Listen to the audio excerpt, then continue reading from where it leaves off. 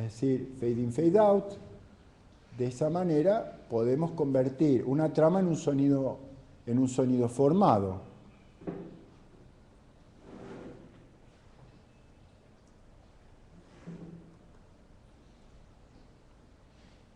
Vamos a...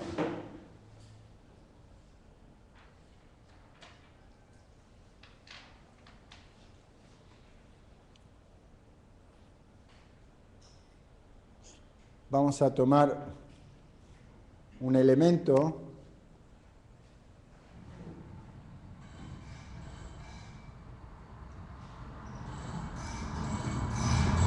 totalmente bruto, una grabación concreta.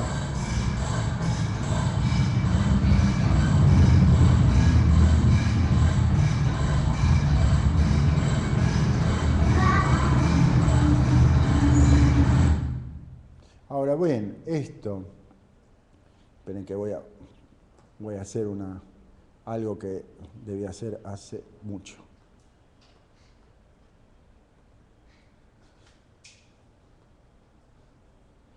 Bueno, y entonces,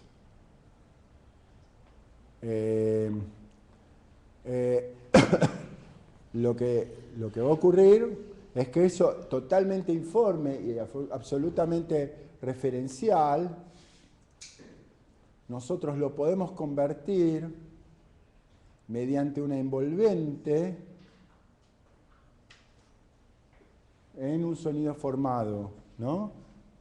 Digo, lo voy a exagerar usando un potenciómetro.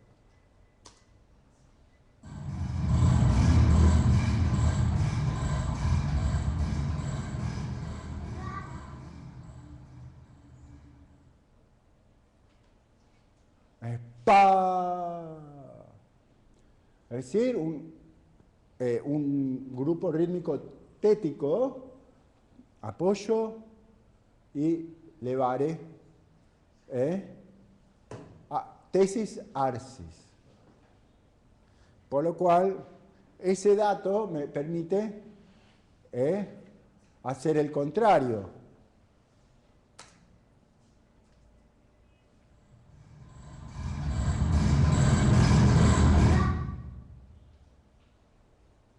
Son fenómenos extremadamente simples, pero a la vez con un potencial constructivo enorme, porque en realidad, volviendo, ¿se acuerdan que ahí había un montón de cosas? El ruido del tránsito, los martillos, y al final había un ruido de niña, era mi hija, que había dicho algo, empezó a decir algo, yo ahí corté. Pero bueno, todo eso puede ser una textura orquestal. Entonces, cada una de estas líneas podría ser una parte instrumental. ¿Sí? A mí me da la impresión de que lo que has hecho se puede resumir como uno de los parámetros, en este caso la amplitud, lo has vuelto muy prioritario y ha predominado sobre todos los otros demás. Absolutamente, absolutamente, absolutamente. Es decir, una idea de envolvente aplicada a un material que adentro es informe o tiene una cualidad bastante no controlada, digamos así. No sabemos lo que hay adentro, ¿no? Sí, Daniel. Entonces, maestro, eso con relación a los conceptos que usted habla de sonido formado y entramado, significa que era un sonido entramado que luego lo convertimos una trama que la convertimos en un sonido formado porque lo sacamos de esa informidad y lo pasamos, porque ¿qué vino acá? El gesto humano. Subir un potenciómetro es un gesto humano.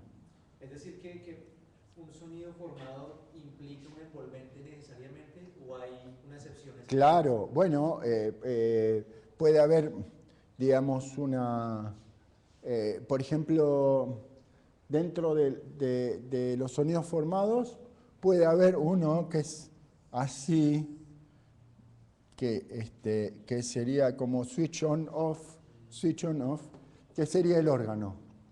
Pero el órgano tiene algo que es maravilloso es que tiene una iglesia alrededor y entonces siempre queda una resonancia. Y entonces termina siendo que ese switch off en realidad termina reverberando, resonando en el contexto y entonces hace como un release.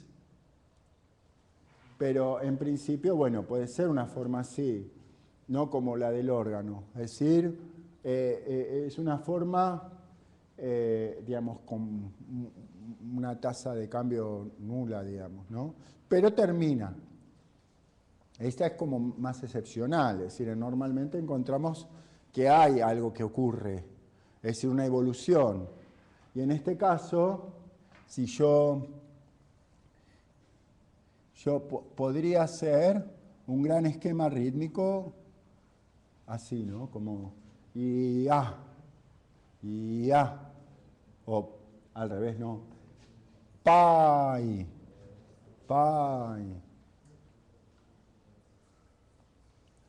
Entonces, y también podría pasar esto. Y entonces tendríamos titar, yang. Entonces uno puede tener, a partir de esas estructuras acentuales, otro modo de realizar una variación.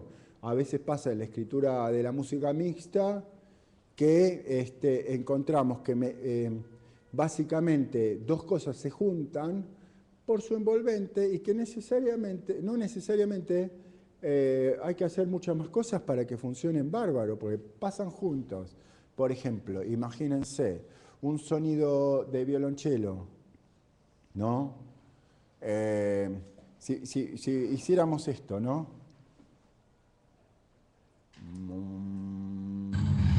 Perdón.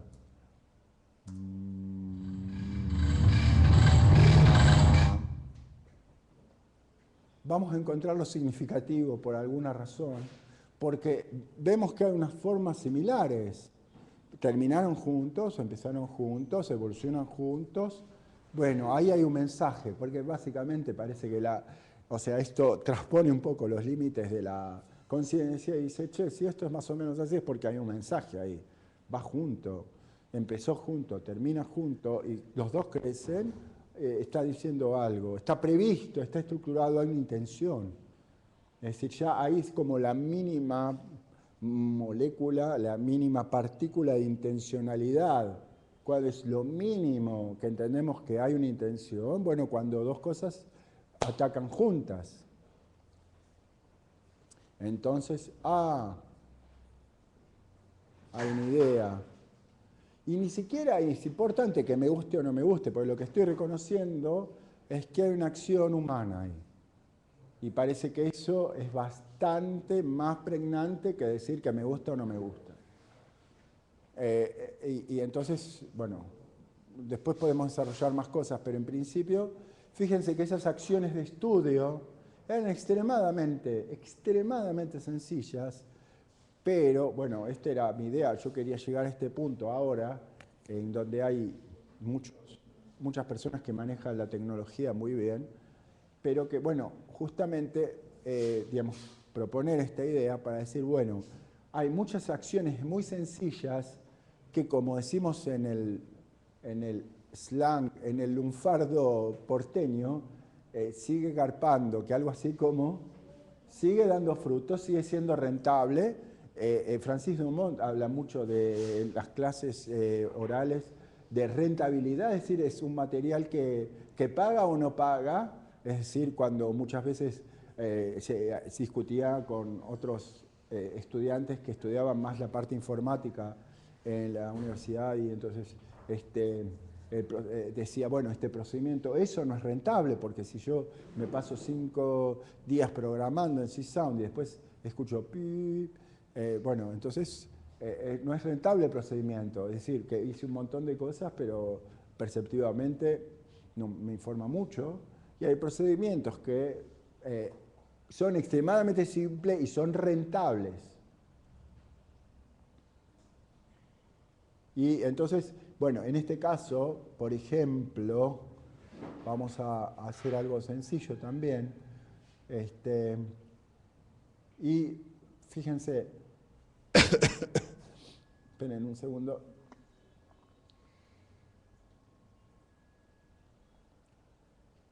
Bueno, entonces, otra de las acciones extremadamente características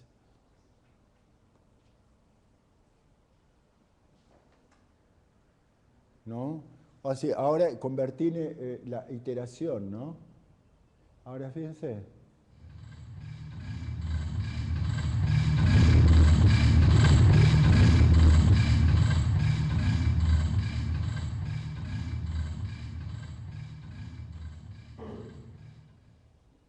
O.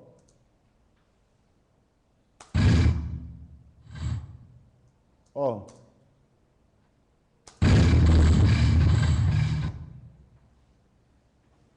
Bueno, todas las posibilidades que se le ocurran, que es justamente la acción de dar forma y de hacer de alguna manera, bueno, de generar esa estructura rítmica a dos niveles. Una es pa, el otro es pipu, pipo en este caso. Bueno, ¿decías algo? Sí. Sí, por favor. Según una onda tiene ataque, bucle, caída, por decirlo. Sí. Entonces nosotros al buscar un sonido formado para después poder trabajar con eso, entonces tendríamos que dar a la textura o a lo que nosotros llamamos las características de ataque, bucle, caída. Totalmente. Ataque, mantenimiento y caída, sí. Sí, entonces, digamos, podemos tener un sonido simple, ese sonido simple sumarlo y seguir sumando y podemos tener una resultante que sea nuestro material para trabajar. O sea, absolutamente. Pero con sonido simple te referís a sinusoide? Bueno, no. Un sonido simple en qué sentido. Partiendo de un sinusoide que tiene ataque, sí. caída, digamos, en estas estructuras complejas que son espectros, qué sé yo, tramas y cosas, podemos tener el mismo concepto más que todo para llamarlo sonido formado. Sí, sí. Absolutamente, sí. Y con eso podemos trabajar ya como identificando un material. Es un punto de partida. Y justamente en el cuadrito que mostraba ayer, en realidad es un punto de partida. Claro, perdón. En ese cuadro planteaba un algoritmo en donde podemos ir y volver todo el tiempo entre registrar, procesar, etcétera, por lo cual, digamos, es infinitamente elaborable hasta que, bueno, encontramos algo que nos resulta significativo, pero podemos parar en cualquier momento, y en donde, bueno, se supone que esos van a ser nuestras balizas o nuestros puntos de referencia para empezar a justamente poner un pie en ese espacio que queremos construir, ¿no? Entonces, yo, por ejemplo, si tuviera que comenzar una pieza para ejemplificar esto, entonces empezaría básicamente a hacer un montón de formas similares, utilizando, por ejemplo, ese fade out, esa caída, o esa manera de paulatina de aparecer, o ese corte abrupto. Y entonces, bueno, y justamente proponía un poco eso de explorar la posibilidad entonces, bueno, con diferentes materias. Pensemos qué va a pasar si se juntaran ahora otro tipo de material absolutamente distinto. Vamos a agarrar otro material absolutamente distinto, ¿no? Como, a ver, espérense un segundito.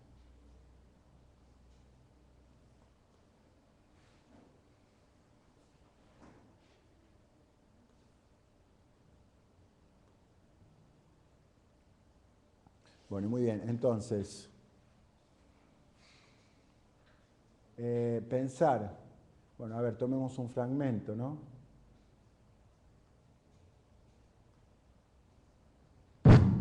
perdón. Pero no está haciendo cíclicamente.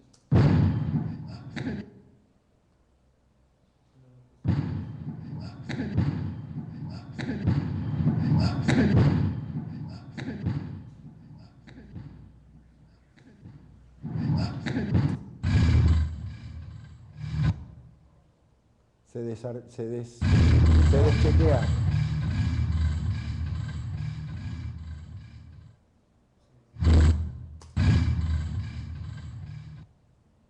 Se deschequea.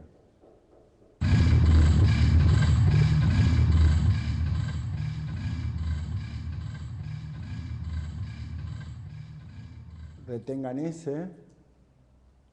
Ahora retengan este.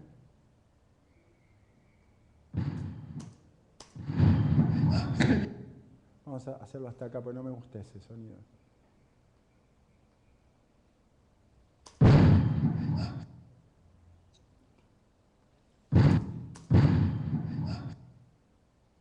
Parece que hay algo ahí. Lo estoy haciendo.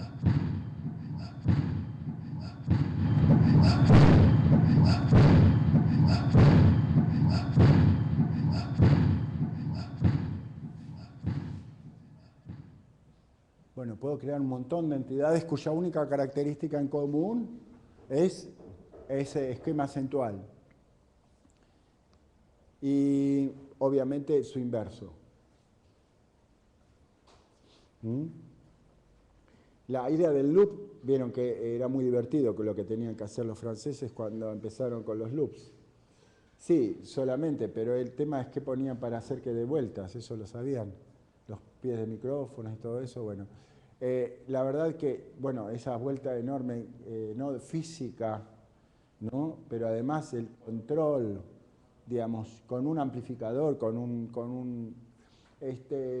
eso es extremadamente interesante porque tiene una fisicalidad que las computadoras a veces hacen que no se siente, que no se olvide, pero por eso no hice una rayita para bajar el volumen, sino que lo que ocurre, ¿no? Esa cosa de, bueno, prendé las máquinas, ponélas juntas y ahora vamos a bajar o vamos a hacer una mezcla entre estas dos cosas. Cuando tiene el gesto atrás, no es lo mismo que hacer bueno, en el Pro Tools o lo que sea, una envolvente dinámica. Hay una acción manual, sí, que la vas ajustando, pero fíjense que, bueno, cuando uno está en un estudio donde se está mezclando analógicamente, sin una consola con memoria, hay un clima que es muy interesante porque es muy parecido a una performance en vivo.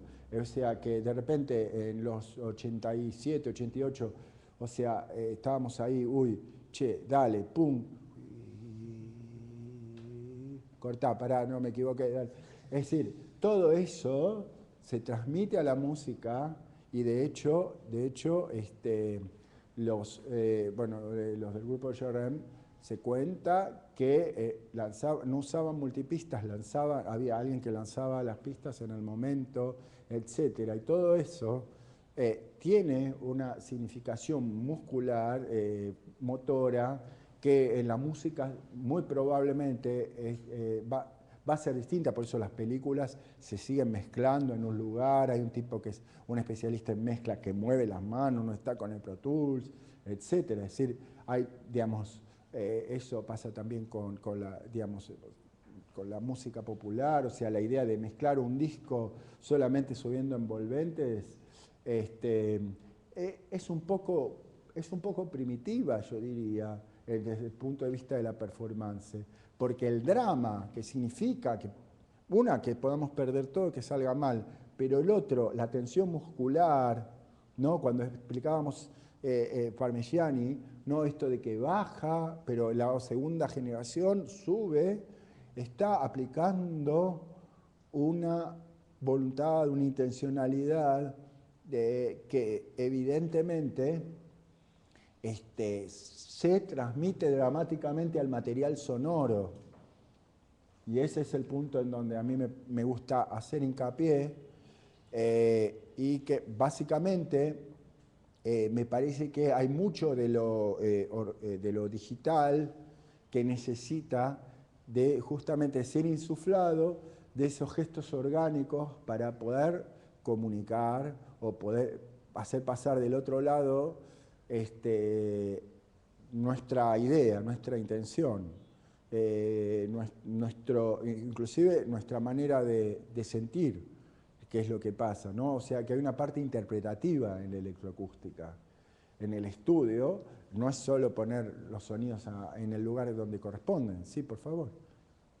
Un comentario, al escuchar la posición tuya y la posición tuya, me hace recordar un debate que había entre una persona que no creía definitivamente en la existencia de la telepatía y la otra sí. No quiero perjudicar a nadie con los comentarios, ¿no? Solamente Se dice que el celular es una extensión del cuerpo humano y digamos que nos permitiría la telepatía. Ajá. Hay filósofos que hablan al respecto. De hecho, que también existe el mismo problema entre el libro y la computadora, porque dicen que la gente ha dejado de usar un libro para leer a través de la computadora, pero digamos que se ha perdido el tacto. Pero aparecieron otros filósofos que dijeron que no, porque está también presente al momento en el que tú bajas, por ejemplo, con el mouse, ¿no? Hay un contacto también que dice. Sí, sí, totalmente. Entonces, más o menos como que yo sentía una analogía con lo que usted estaba diciendo. Sí, pero fíjate que algo es algo mucho más sensible porque yo siempre, digamos, mi primera idea cuando vine es plantear, bueno, miren, o sea, me olvidé, ahora me hicieron acordar, la primera idea era, el arte digital no existe, o sea, existen personas con sentidos analógicos, micrófonos y parlantes analógicos que reproducen señales guardadas digitalmente, producidas digitalmente, pero en las dos puntas sigue habiendo, en las dos puntas sigue habiendo cuerpos y sujetos totalmente analógicos, o sea que de alguna manera viven y respiran en ese mundo, digamos, en el mundo analógico, por lo cual que produzcamos un fenómeno de manera digamos, en la tecnología digital o analógica no cambia, porque el arte no puede ser digital, porque lo que apreciamos son colores, sonidos y formas. Digo, cosas en movimiento que son analógicas todas. Y puede haber, digamos, en todo caso, instancias digamos, de la producción y de la elaboración que incluyan aparatos digitales de la misma manera que podemos sacar un boleto digitalmente, pero uno no habla de transporte digital, porque saca el boleto en una máquina digital. O sea, es, digamos, más o menos obvio lo que digo, pero me gusta la idea porque seguimos en un mundo muy parecido al de Cézanne y al de Debussy. ¿Por qué no? Es más o menos parecido, lo único que tenemos computadoras. ¿Eh? Claro, pero en un mundo quiere decir, claro, pobres.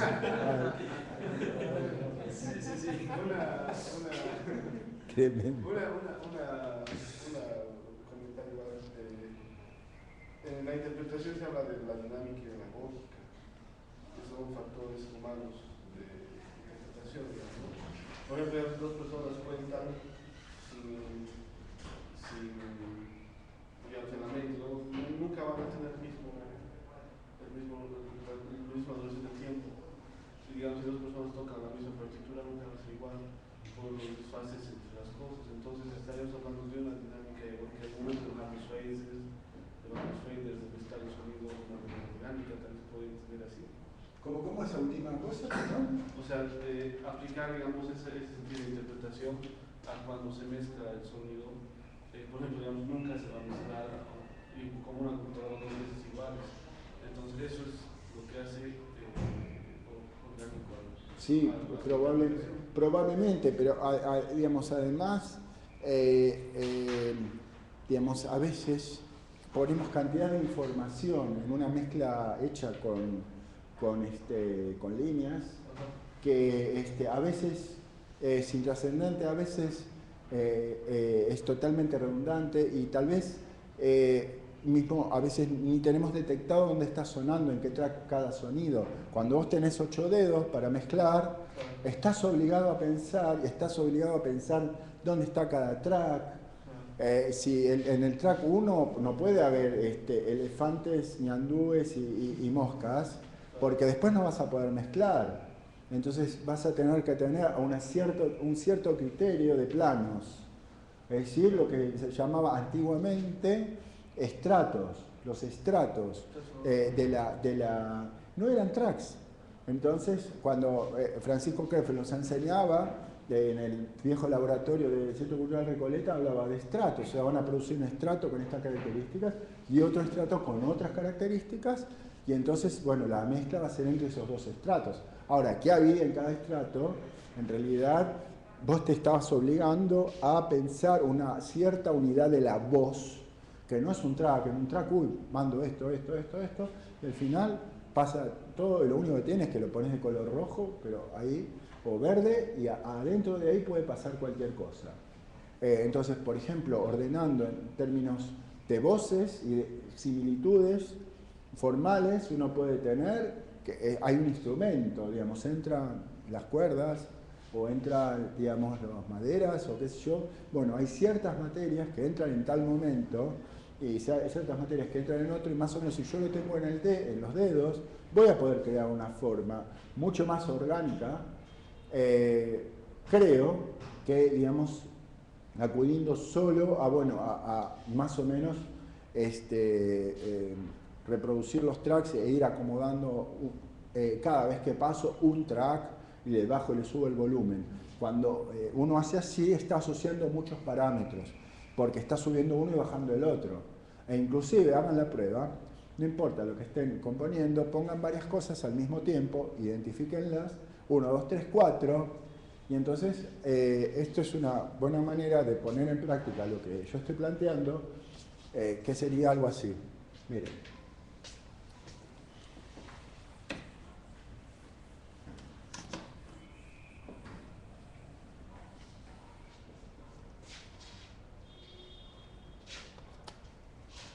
Pongamos que aquí tenemos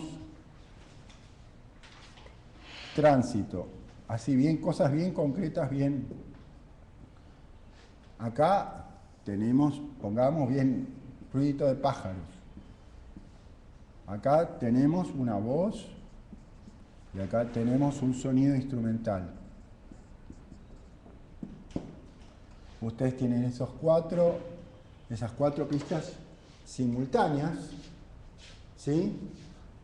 E imagínense, ahí tenemos 4 dedos y los tenemos dispuestos para jugar sobre esa mezcla. Y supónganse que hacen así.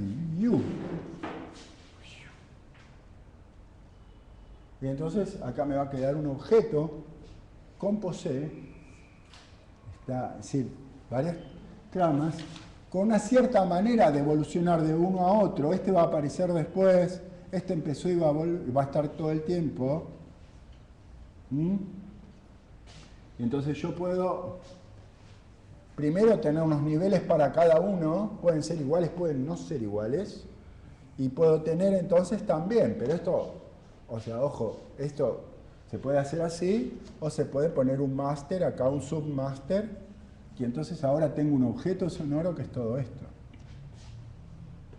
O sea, yo digo eso antes de que pongan flanger, reverb, y delay, y esto y lo otro, y sí, hay que manejar la amplitud, es algo tan rico, y que da lugar a tantas posibles construcciones, ¿no? Que me parece que es interesante ir explorándolo auditivamente, ¿no?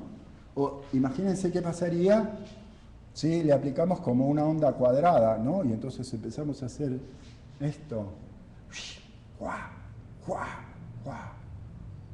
Y entonces hay como una modulación. Ahora sí ya no, por un momento no hay gesto humano. Imagínense que aplicamos como en los viejos aparatos analógicos, le aplicamos un pulso al amplificador. Entonces se abre, se cierra, se abre, se cierra, ¿no? Y entonces cada vez que abre, aparece todo este caos. y después así, se corta, qué sé yo, tengo una iteración, y ahora sobre esa iteración hago pau, pau, pau, pau, y entonces hay un sonido formado cuyo mantenimiento es iterado. Y entonces, eso. Ahora, cosa divertida. Tengo eso, hice todo esto y tengo una nota. Y ahora tengo una textura. Toco muchas notas y entonces puedo tener un metaobjeto que es un gesto que hago con todos esos y me queda un objeto luego. Y así al infinito, o sea, la elaboración posible es infinita. Es decir, sabe uno cuándo empieza, pero no sabe cuándo termina. Antes se medía en tiempo de estudio. ¿Vieron? John Cage en el oratorio dice, bueno, tengo estas reglas que son tomar todo esto de los libros, bueno, voy a tomar de Ulises de Joyce, los lugares, y esto y lo otro. Toma todos esos datos, los sonidos, qué sé yo, y hace todas las indicaciones para la partitura, bueno, hay que grabar esto, lo otro, y después en un momento dice, bueno, y este trabajo dura hasta que se acabe el tiempo de estudio, porque en ese momento se acababa el tiempo de estudio. Y entonces había un límite para todo eso, que era el tiempo de estudio. Ahora no existe más el límite tiempo de estudio.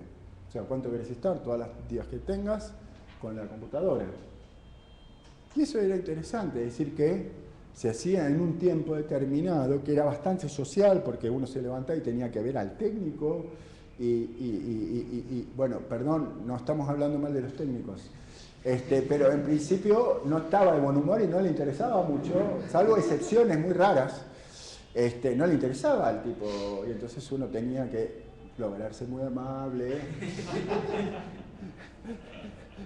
y que te dejen ir más o menos y que no te cierren la puerta, todo eso. Tenía un componente social que, bueno, no lo reivindico porque ahora me encanta levantarme a las 3 de la mañana, ponerme auriculares y tocar o hacer lo que quiero y qué sé yo, pero en principio la idea es, fíjense que idea interesante, tiempo de estudio, también como una variable composicional. Esto tenía que terminar en algún momento, eso lo hizo en el IRCAM John Cage. Y tenía que terminar en algún momento, no sé cuántos días tuvo, 50 días en el IRCAM. No tuvo 5 años, tuvo 50 días. Bueno, en eso, bueno, fíjense la partitura del oratorio, dice exactamente eso. Bueno, y entonces, pero bueno, todos esos límites analógicos, yo creo que son muy productivos. ¿Por qué? Porque las computadoras nos ponen ante un mundo ilimitado de sonidos, de formas, de colores, el cual tenemos que recortar de alguna manera. Una de las maneras es el recorte por el gesto que estoy proponiendo. El gesto de alguna manera sería lo de la unidad, digamos. Creo que lo del tiempo de estudio podría ser totalmente anecdótico, pero todo lo anterior podríamos considerarlo como un límite del gesto humano. Y a la vez es una manera de, a veces hay que mirar atrás, no siempre es mirar y seguir adelante. Escuchaba a un compositor diciendo, bueno, ahora me dedico a trabajar con la imagen solamente, porque como se pueden hacer todos los sonidos posibles, no me interesa más el sonido. Y a mí me dio mucha pena esa idea, digamos, como que me parecía muy triste para la música si pasaba algo así.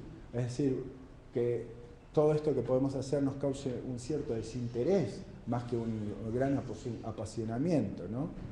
Y entonces me parece que una de esas posibilidades es volver a hacer tal como planteaba Stravinsky, es decir, el sentido surge de las restricciones. Si ustedes leen un poquito la poética musical de Stravinsky, está planteando esto, ¿no? Que el sentido surge de las restricciones que él se autoimponía. Y entonces poder delimitar el tablero, digamos así, no es de ninguna manera limitar la imaginación, sino justamente, por un lado, articularla con algo sensible, que es la oreja y el sonido, y por el otro lado el gesto, y poner esos como puntos de partida. Ahora, bien podría ocurrir que encontremos en nuestro camino un montón de cosas que son absolutamente, que se van totalmente fuera de la forma, que son totalmente caóticas y difíciles de formalizar.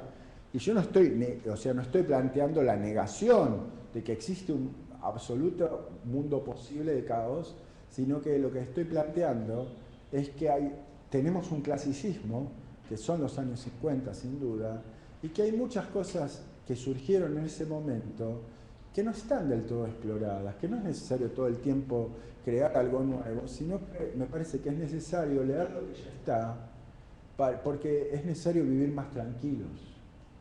Y una de las maneras más tranquilas, es decir, es darse cuenta de que todo lo que queremos crear ya existe y que por lo tanto no tenemos el peso de crear algo nuevo, porque todo lo que se nos ocurra ya existe y ya fue pensado, y por lo tanto la idea de variar, la idea de reescribir y la idea de jugar con lo existente es una idea apasionante y para nada burguesa, es una idea que surge a la luz de la posmodernidad y que básicamente implica la posibilidad de que el artista no justamente teniendo este antecedente de la modernidad, de ese clasicismo que constituye la modernidad, pueda pensar en términos mucho más, de juego, en términos mucho más humanos, si se quiere, porque ya existió eso, y justamente las tradiciones nos permiten esa posibilidad de situarnos, ¿no? Como hay un teórico llamado Bakhtin que dice, ¿no? Todo hombre, al no ser Adán, al no ser el primer hombre que habló, ¿sí? Justamente va a tener esa sensación de estar repitiendo, porque justamente todo lo que diga va a ser dicho por otro antes. Y entonces todo eso que diga va a ser en alguna manera cita o alusión a eso que ya existió. Ahora, fíjense qué diferente es hacer eso con la noción y el peso de que estamos inventando algo absolutamente nuevo, a la idea de que estamos en un mundo que ya existe y al que podemos reformular dentro de cosas, de puntos de referencia que compartimos con otros. Eso me parece interesante como posibilidad. Creo que hay muchos que quieren decir cosas. Para que estaba, sí, por favor. Bueno, sí, quería comentar una cosa que luego surgió otra cuando comentaste con lo que estabas diciendo. Uno era la utopía de pensar de que hemos llegado a un punto en el cual, porque tú decías que este amigo había dejado la música porque había demasiado. Sí, sí. Yo considero que es una utopía pensar que en un momento dado ya se alcanzaron los límites de lo posible. Entonces después empezaste a hablar acerca de ciertas tradiciones y bueno, no hay nada nuevo bajo el sol. Pero desde el punto de vista de mi tradición, de la filosofía védica, Krishna dice bien claro en el Bhagavad Gita, la realidad material es ilimitadamente compleja. Entonces, ¿hasta dónde podemos bucear? Eternamente. Y ya. Yo quiero acotar algo en relación a su amigo que quiere explorar la imagen, ¿no? Sí hay un puente entre imagen y sonido. De hecho, hay programas que permiten transformar imágenes en sonido Sí. y en imagen. Sí. Pero no, es que evidentemente es un compositor bastante bueno. Fue, digamos, ahora hace la música para esas producciones visuales. Pero bueno, evidentemente no siente que haya una posibilidad. Pero sí, claro, hay muchas posibilidades de articulación, ¿no? Y sí, claro. Sí, Abel, y ahí vamos, Daniel, sí.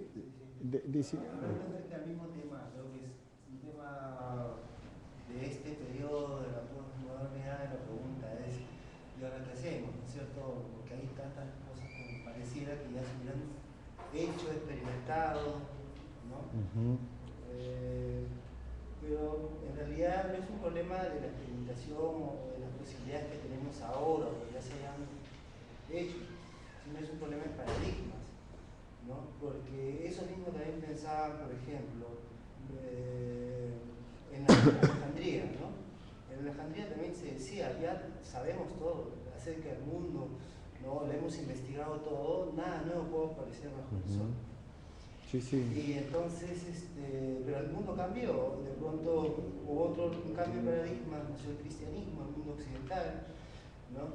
Y la música incluso lo mismo, o sea, pasamos de tener sonidos complejos en el mundo de los griegos a pasar a tener el canto fino, digamos, del occidente. Entonces, esos cambios suceden por cambios de paradigma. Totalmente. Ahora es encontrar esos paradigmas para saber, digamos, el rumbo. Claro, pues lo que yo estoy planteando es que vivimos bajo ese paradigma. Ese paradigma que de alguna manera está implícito en el libro de armonía de Schoenberg, cuando el tipo dice, me imagino que en algún momento surgirá una música basada en la melodía de los timbres, así como ahora que tenemos melodías en esta dimensión. Y yo siento que vivimos en ese paradigma todavía, es decir, que eso no se cambió. Obviamente hay muchas músicas, obviamente muchísimas, millones, miles de músicas que coexisten, minimalismo y otros tipos de músicas que no tienen nada que ver con esa idea, pero bueno, en principio parece que son como cosas que pasan en mundos paralelos, ¿no? Pero en principio, sí, obviamente uno está situado en alguna parte. Yo creo que, por ejemplo, los compositores más digamos, exitosos en este momento, más reconocidos, bueno, hay una escuela nueva que a mí me llama la atención porque comparto absolutamente la estética y obviamente no los escuché hasta hace un año, que son los saturacionistas, que son tipos que están planteando, como Frank Bedrosian y Rafael Sendó, están planteando que están hartos de la racionalidad europea y que es necesario crear una música caótica y totalmente, digamos, de alguna manera exenta de las estructuraciones tradicionales, ¿no? De la mente europea y de la francesa, etc. Esos tipos que hicieron el manifiesto saturacionista y esos tipos para mí siguen estando adentro totalmente del paradigma del timbre, de la investigación tímbrica. Y si uno escucha la música, que es salvaje, qué sé yo, o bastante salvaje, dentro de los parámetros europeos, está muy bien hecho, ¿no? Lo compone realmente muy bien. Y yo creo que sigue estando la idea del color y la idea de la composición del sonido atrás de todo eso. Perdón, Daniel, que estaba de antes y después... En ese sentido, maestro, ¿usted cree que la evolución misma de la música ha sido porque se cree que se innova o realmente se innovó de verdad? No hay innovaciones, pero yo lo que creo en mi posición particular es que esa innovación puede ser así como lo podría pensar por esta cuestión así de la avidez de lo nuevo y del conocimiento, de la producción constante de conocimiento nuevo, o puede ser también, que es mi postura, por reinterpretar y releer ciertas cuestiones que no están totalmente desarrolladas del modernismo. Por ejemplo, eso implica la interpretación, no implica la literalidad. Quiere decir, yo no creo que si uno escucha y toma de referencia qué sé yo, a Xenakis o a Stockhausen o a Davidovsky, uno vaya, primero que es algo imposible sonar como, pero por otra parte, en cuanto a los procedimientos, yo pienso que no es necesario ni emular los procedimientos, sino simplemente escuchar y sacar conclusiones de eso que existe. Nada más. Cuando Kagel hace esta pieza, bueno, ahora no recuerdo el nombre, Palimpsesto, si no me equivoco, es una pieza en donde toma una cantidad de sílabas en latín y las permuta generando métodos de composición serial, pero sobre sílabas de latín, está justamente aplicando una técnica conocida a un material totalmente no académico, es decir, él justamente quería llevar esas ideas como a un punto de absurdo, un punto de fuga, en donde ya no funcionan de la manera prevista, ¿no? Porque Kagel tenía esta idea de que dos premisas verdaderas que llevan a una conclusión verdadera, eso nunca es arte. Dos premisas falsas que llevan a una conclusión falsa, eso está más cerca del arte. O una premisa verdadera y otra premisa falsa, combinadas pueden llegar a dar arte, pero nunca se va a llegar al arte a partir de dos premisas verdaderas que dan una conclusión verdadera, un resultado verdadero. Esto era la técnica, la idea de Kagel era esa, es muy lindo. Ahora, si nosotros tomamos, por ejemplo, esa idea y vemos cómo el tipo se pone a parodiar, porque toma una posición ciertamente muy ácida con respecto al serialismo, y dice, bueno, voy a serializar frases, sílabas del latín,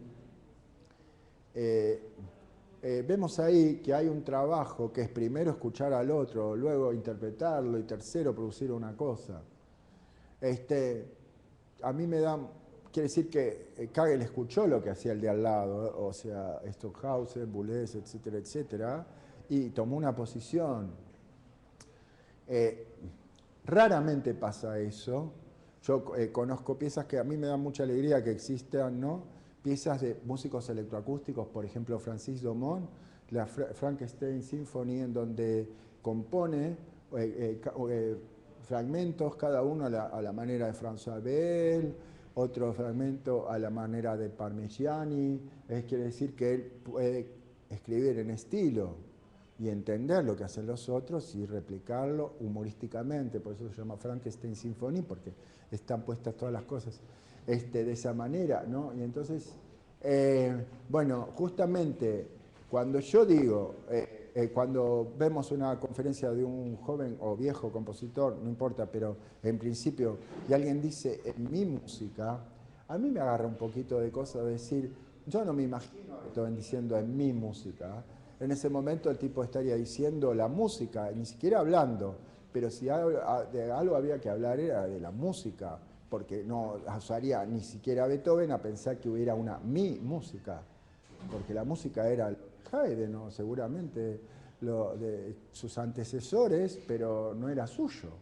Sería una obscenidad absoluta que alguien en ese mundo hablara de su música como si fuera distinta a la del otro. O sea, la música es punto, ¿no? Mi música y la música del vecino, y la música del otro, y la música del de más allá. Entonces, cuando alguien dice mi música, a mí me produce un poquito de cómo es su música. O sea, que este hombre tiene como un contacto especial, como que evidentemente tiene un arreglo especial que hace que eso sea como una especie de coto exclusivo, en donde ocurran cosas que evidentemente se salen totalmente de la lógica musical que yo podría pensar, o algo se me escapa, digo, hay música o no hay música, pero como es que cada uno tiene como una especie de chacrita donde cultiva o unas plantas especiales que son totalmente diferentes de la del otro, ¿no? Es rarísimo eso, es muy raro. Entonces uno dice, bueno, mira, imagínate, este tiene su música, este tiene su música. ¿Y cómo es esta música con respecto a, no sé, qué sé yo, este está en este cuarto, este está en el otro cuarto, y así sucesivamente? No, eso, digamos, como sociedad musical es un problema. Digamos, tenemos serios problemas de escucharnos.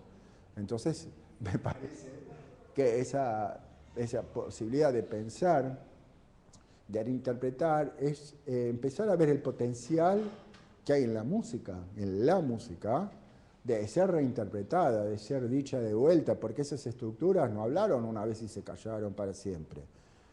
Cuando uno analiza a Beethoven, está muy claro de que hay una cantidad de figuras en Beethoven, no estoy diciendo en Xenakis, en Beethoven una cantidad de figuras que todavía tienen vida. Parara, pirara, pirara, pirara. Qué sé yo, uno agarra esa figura y puede ponerse a escribir hoy. Y puede salir algo interesantísimo de eso. Dale. En esa estética de Schoenberg, él decía que lo nuevo o es realmente nuevo, que es un poco, pero o es muy antiguo. Entonces, en ese orden de lo que se está hablando es volver a tomar elementos antiguos y trabajarlos, ¿no? Sí, que no son antiguos, porque pero son claro, a la memoria, ¿no? sí, hay algo que me parece muy interesante, ¿no? Y que tiene que ver con el análisis musical. Cuando uno reduce una música a una cierta cantidad de elementos estructurales, y uno hace el proceso, ¿no? Y se queda con esos materiales. Yo siempre les digo a mis alumnos, eso es un poco como, bueno, ahí en Buenos Aires hay un famoso lugar, una calle que se llama Warnes, en donde todos los autos robados van ahí y los desarman y después la gente va y compra las piezas más baratas, ¿no? Y esto todo el mundo lo sabe y compran las piezas ahí, ¿no? Y entonces yo digo que cuando uno analiza, está haciendo una especie de reducción de las piezas y en ese punto esas piezas separadas se pueden utilizar, reutilizar, porque ya no pertenecen a nadie. Porque esos elementos ya descontextualizados son partículas puras que se pueden recombinar y volver a recombinar y volver a recombinar en otras cosas. Y no todas las implicaciones de un motivo musical se realizaron en la obra, en donde están.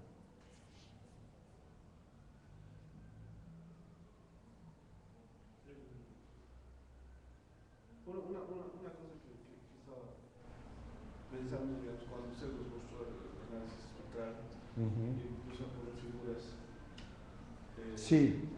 por ejemplo, digamos, si uno, qué sé yo, con estos principios de crear material, sonido formado, si uno elabora sus nuevos sonidos y utiliza la estructura de una pieza y arma con la misma estructura pero con diferentes sonidos, sería No, yo digo, claro. otra pieza diferente también. Sí, no digo exactamente eso, sino que digo que al final de un proceso analítico... Claro, a lo que voy, digamos, una pieza trabajada estructuralmente con otro tipo de materiales. material de sonoro, de material técnico, con la misma fórmula, Sí. es totalmente diferente. Sí, ese es un punto, cuando usted, que está bueno lo que decís, yo ahora quiero decir algo sobre eso que es muy puntual. Cuando ustedes van primera clase de composición, bueno, hagan una BA, ponen Schumann y haces una BA a la manera Schumann, modulás al quinto, volvés a BA, ya está. Ahí, digamos, de alguna manera queda así reducida a una secuencia de letras, la pieza, y después uno reformula. Bueno, yo no digo eso. Yo estoy planteando que algo que es distinto. Yo lo que estoy diciendo es que cuando de alguna manera, a ver si...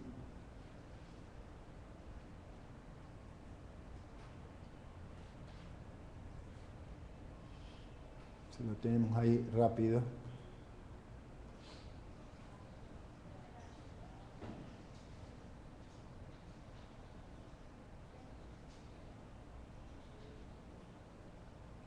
Espera, porque acá estaba. Cuando llegás a, digamos, bueno, en este caso, el proceso analítico llega a descomponer en estas figuras, en estas partículas elementales, digamos así, una estructura, cuando llegamos a ese proceso de desarmado, yo creo que esas estructuras motívicas se pueden reusar, o sea que no es lo mismo que decir que una estructura es digamos, hecha con otros elementos, sino que los elementos en sí son como células que tienen una vida más allá de la pieza en donde están encarnadas. Quiere decir que uno podría pensar que hay elementos musicales que persisten históricamente, ideas que persisten históricamente, y que es interesante verlos como casi cosas que los compositores utilizan, pero que van migrando de obras y que pueden ser elementos totalmente no personales, que cuando analizamos, cuando escuchamos profundamente, cuando analizamos aparecen como distintos, claros y distintos, como separables, y que entonces se pueden reusar, se pueden reformular. Un ritmo en Beethoven, una célula temática, una célula melódica rítmica en Debussy o en Bach, son procesos que duran más allá de las piezas. Y cuando uno llega a descomponer en análisis, ve las moléculas de pensamiento del compositor y dice, yo podría hacer esto. Porque ya, mirá, es esto, y es esto, y es esto. Él tomó este camino, ahora yo con estos mismos elementos puedo construir otra torta. Digamos, ¿no? Sí, siempre me gusta pensar en eso, ¿no? Como, por ejemplo, tirarira, tarararirira, pirarara, parirá, tarirara. Syrinx y densidad 21,5 parte de estructuras motívicas iguales, y después se descubre que el flautista, que fue el destinatario de Syrinx, conoció a Varese. ¿Y cómo es que pasó eso? Bueno, hubo una... No es una cita, en el sentido posmoderno realmente no me interesa, es decir, bueno, cito externamente ahora la música rusa, la música francesa, citas, ¿no? Este procedimiento es como agarrar paquetes de datos y ponerlos sin nada, sin discriminación, ponerlos, bueno, te pongo la cara de la Gioconda y un cuadro del Papa y nada, y una foto, qué sé yo. Bueno, no, justamente es que fuimos muy chiquito, hasta que encontramos una idea, ¿no? Necesitaría un pizarrón pentagramado.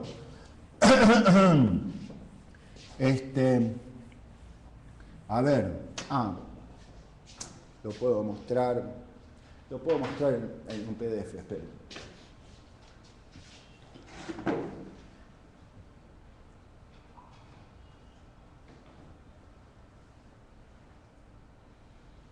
Acá tenemos Syrinx.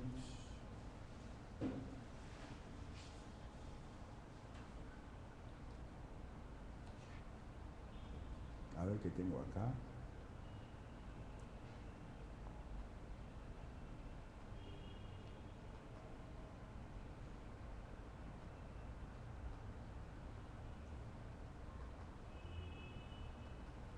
Bueno, muy bien.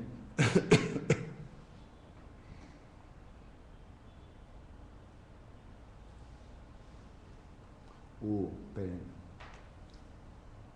Ahora me va a decir que finale no sé qué cosa. Vamos a hacerlo. ¿Cuánto tenemos para el recreo? Porque voy a abrir el otro usuario de la máquina. Ahora, ¿cómo venimos con el tiempo? ¿Qué hora es? Tenemos 15. Faltan 15, bueno, muy bien.